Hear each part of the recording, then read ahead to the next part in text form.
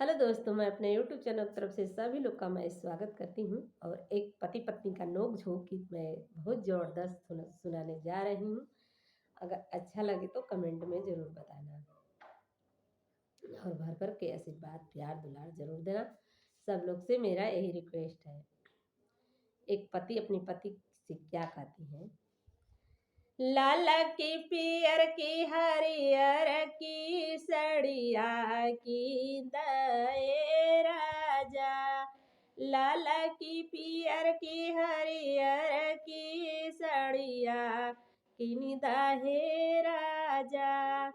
हमरो के किंदा हमारी मोइयो के किंदा।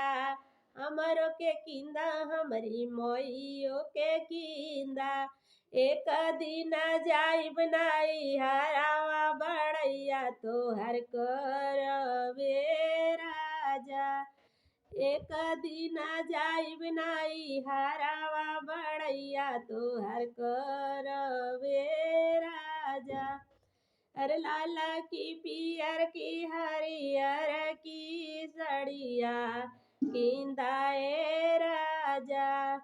हमारो के किंदा हमारी चाचियों के किंदा। हमारो के किंदा हमारी चाचियों के किंदा। एक दिन जाइब नाई हरावा बड़ैया तोहर करवे सैया। एक दिन जाइब नाई हरावा बड़ैया तोहर करवे सैया। लाला की पियर की हरियर की सड़िया किंदाए राजा। लाला का पियर की हरियर की सड़िया किंदाए राजा। हमारो के किंदा हमारी भोभियो के किंदा। हमारो के किंदा हमारे भोभियो के किंदा। एक दिन जाइब नाई हरावा बड़ैया तोहर करवे सैया।